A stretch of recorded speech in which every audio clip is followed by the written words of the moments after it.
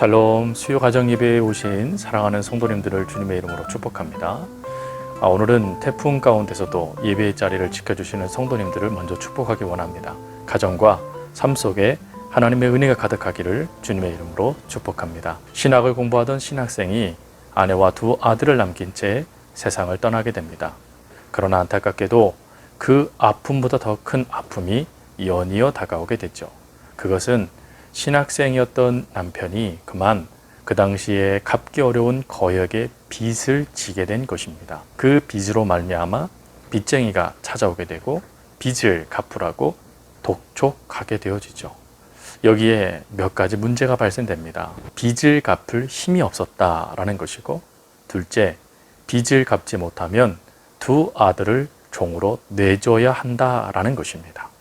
이러한 심각한 문제에 오늘 신학생의 아내는 우리들에게 믿음의 중요한 모습을 보입니다. 물론 이런 이야기가 단지 본문에 나와 있는 가정의 문제로 멈추지 않고 오늘 우리들의 삶 속에도 심각한 문제들이 나타나기도 하죠.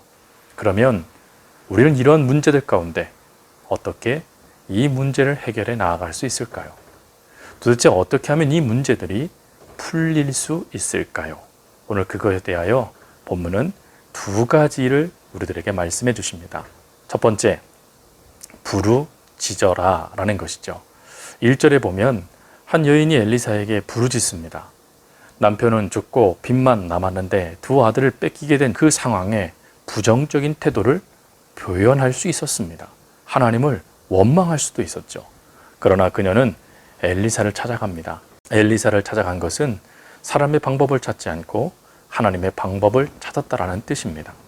다시 말하면 하나님은 이럴 때 어떻게 하실까? 하나님이 가지신 계획과 방법은 무엇일까? 그것을 묻고자 하나님 앞에 무릎으로 나아갔다라는 것입니다. 성경은 이러한 모습을 믿음이라고 말하고 또 이러한 모습을 기도의 모습이라고 이야기합니다. 다윗도 힘들고 어려운 일들이 많았습니다. 사랑하는 이도 떠나고 사랑하는 가족도 떠나고 그렇게 믿고 의지했던 모든 것이 자신의 삶에 끊어지게 될 때 다윗은 하나님 앞에 나아가 시편 38편 21절 22절 이렇게 말을 하죠. 여호와여 나를 버리지 마소서. 나의 하나님이여 나를 멀리하지 마소서. 속히 나를 도와주소서. 주 나의 구원이시오 라고 기도합니다. 즉 다윗은 문제가 있을 때마다 그 문제를 하나님을 향한 도구로 사용했고 그리고 하나님의 방법을 간구하는 기도로 사용했다라는 것입니다. 시편 55편 22절에도 보면 다윗은 이렇게 말합니다. 네 짐을 여호와께 맡겨 버리라. 그렇습니다. 우리가 이 세상을 살아갈 때 겪게 되는 수많은 문제들이 있죠. 그러나 그 문제를 해결할 힘은 인간적인 우리에게 달려있는 것이 아니라 하나님께 달려있다는 것입니다. 그러니 하나님께 모든 것을 맡길 수 있는 믿음의 사람이 될 수 있길 바랍니다. 두 번째로 하라는 대로 하는 믿음입니다. 2절을 보면 울부짖는 그녀에게 엘리사가 말합니다. 내 집에 있는 것이 무엇이냐? 여러분 이때 이 여인의 이야기를 들어보십시오. 기름 한 병밖에 아무것도 없습니다. 여러분 그러나 이 이야기보다 더 중요한 것, 즉 우리의 현실, 우리의 문제보다 더 중요한 것은 그 다음 엘리사를 통하여 주어진 말씀에 우리는 어떻게 반응해야 되는가 하는 것입니다. 3절과 4절에 중요한 말을 하죠. 내 이웃에게 가서 그릇을 많이 빌려오라.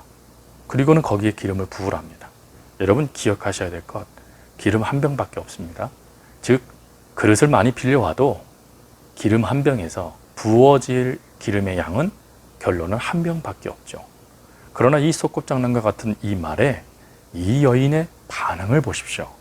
즉시 이 여인은 5절부터 그 모든 사람들에게 그릇을 빌려다가 문을 닫아버립니다. 그리고는 말씀대로 6절에 기름을 붓기 시작하죠. 기름을 붓기 시작했더니 어떻게 됩니까? 모든 그릇에 기름이 찰 때까지 기름이 끊임없이 나왔다라는 것입니다. 그리고는 그것을 팔아서 가족이 생활할 수 있는 생활비가 마련되게 됐다는 것입니다. 여러분 어떻게 이런 역사들이 나타날 수 있겠습니까? 그 이유는 간단합니다. 믿음은, 기도는 내가 할 수 없음을 인정하고 하나님이 하실 수 있음을 의지하며 모든 것을 맡기는 것이죠. 그럴 때 역사는 믿음대로 되어진다라는 것입니다. 말도 안 되는 소리 같으시죠? 미신이냐? 무슨 마술 같은 소리냐? 무슨 잠꼬대냐? 라고 생각할 것입니다. 그러나 이것은 사실입니다. 하나님은 이렇게 하실 수 있으신 분이십니다. 그러나 그 하실 수 있음이 우리 삶의 능력이 되기 위해서는 오늘 말씀대로 하라는 대로 할 수 있는 믿음이 우리 가운데 있어야 됩니다. 하나님의 역사는 과학을 뛰어넘고, 하나님의 역사는 통계를 뛰어넘고, 하나님의 역사는 사람의 경험과 지식을 뛰어넘게 되어집니다. 문제를 쉽게 풀고 싶으십니까? 그렇다면 그 문제를 가지고 사람들이 뭐라고 말한들 신경 쓰지 마시고 하나님 앞에 무릎으로 나아가십시오. 그리고 하나님의 명령이 소꿉장난과 같이 주어진다 할지라도 아멘하고 움직이십시오. 그럴 때 여러분들에게 허락된 하나님의 역사에 간증하게 될 것이고, 그 역사가 또다시 하나님의 역사를 이어가는 능력의 통로가 될 것입니다.